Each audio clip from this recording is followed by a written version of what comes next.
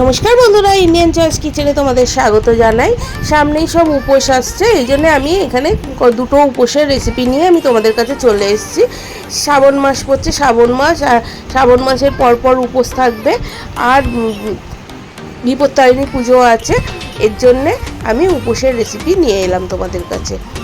প্রথমেই আমি এখানে মুগ নিয়ে নিয়েছি। মুগটাকে ভালো করে ধুয়ে 2 ঘন্টা আগে আমি ভিজিয়ে রেখে দিয়েছি। মুগটা একটু ভিজিয়ে রেখে দিলে তাড়াতাড়ি সুন্দর সেদ্ধ হয়ে যায়।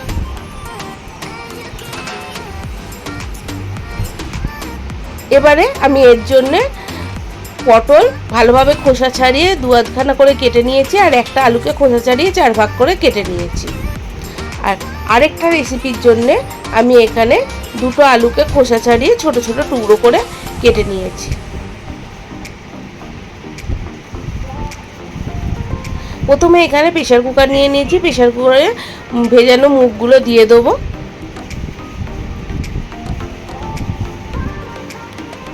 এই দুটো রেসিপি খুব কম উপকরণে চটজলদি রান্না হয়ে যায়। আমাদের পুজোর দিনে পুজো আচ্ছা করে রান্নার পেছনে বেশি সময় দিতে পারা যায় না, ওই জন্য চটজলদি এই রান্নাগুলো করে নিলে খুব ভালো হয়। মুগটা দেওয়ার পর আলু আর পটল দিয়ে দিলাম, দিয়ে পরিমাণ মতন জল দিয়ে দেবো।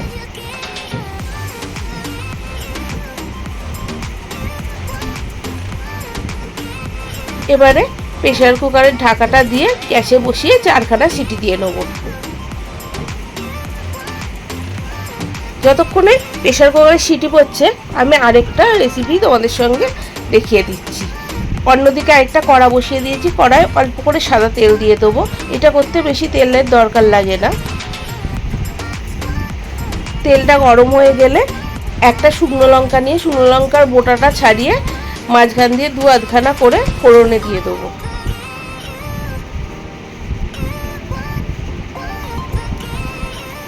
লঙ্কাটা একটু ভাজা ভাজা হয়ে গেলে এর মধ্যে 1 চিমটে হিং দিয়ে দেবো।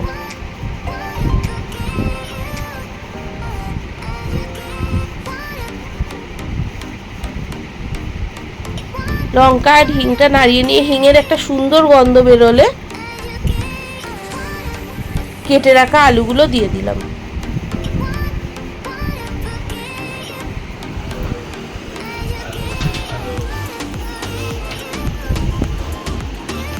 আলুগুলো দিয়ে ফোড়নের সঙ্গে ভালো করে নাড়াচাড়া করে নিয়ে পরিমাণ মতো নুন দিয়ে দেবো। আমি এখানে দুটো রেসিপি করব। দুটো রেসিপির মধ্যেই কোনো রকম কালার দেবো না, হলুদ দেবো না, কারণ শিবের উপোসে আর বিপত্তারিণী পুজোয় কোনোটাই কালার চলে না। এগুলো একটু সাদা রান্নাই খেতে হয়। পরিমাণ মতো নুনটা দিয়ে নাড়াচাড়া করে নিলাম, দিয়ে এর মধ্যে আলুটা সেদ্ধ হওয়ার মতন জল দিয়ে দেবো।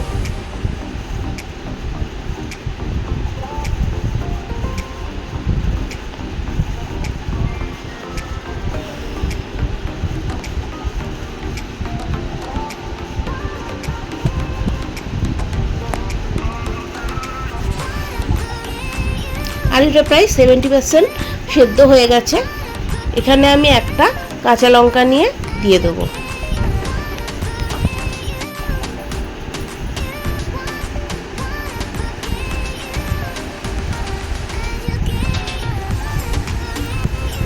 দিয়ে আবার ফোটাতে দিয়ে দেবো যতক্ষণ না আলুটা পুরো সেদ্ধ হচ্ছে আর জলটা টেনে নিচ্ছে। এই দেখো আলুটা সেদ্ধও হয়ে গেছে আর জলটা পুরোটা টেনে নিয়েছে। এবারে এখানে একটু স্বাদের জন্য ঘি ছড়িয়ে দেবো। আমার সাদা আলু তরকারি কমপ্লিট। গ্যাসটা অফ করে দিলাম।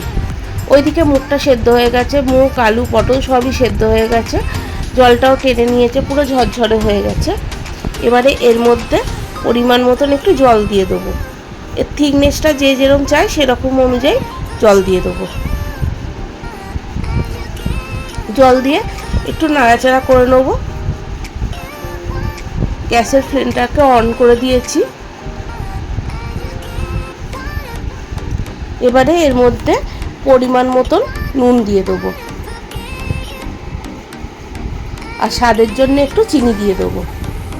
সাধারণত নিরামিষই রান্না একটু মিষ্টি মিষ্টিই ভালো লাগে, আর তাছাড়া মুগ সেদ্ধ মিষ্টি আর ঝালটা সমপরিমাণ দিলে আরও খেতে সুন্দর হয়।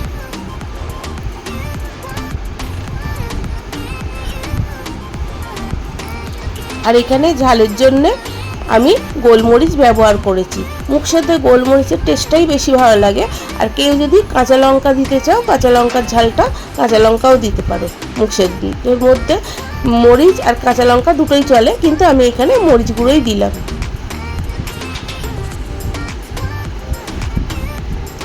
নুন ঝাল মিষ্টি সব একসঙ্গে দিয়ে ভালো করে নাড়িয়ে নেবো। নাড়িয়ে এটাকে ফোটাতে দেবো। 4 মিনিটের মতন, 4-5 মিনিটের মতন ফুটিয়ে নেবো। এই দেখো ফুটে গেছে, থিকনেসটাও খুব ভালো চলে এসছে।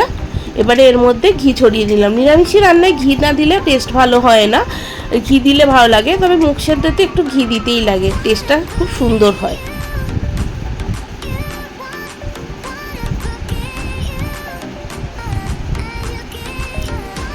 এই দেখো আমার রান্না কমপ্লিট, মুগ সেদ্ধ রেডি, সাদা আলুর তরকারিও রেডি।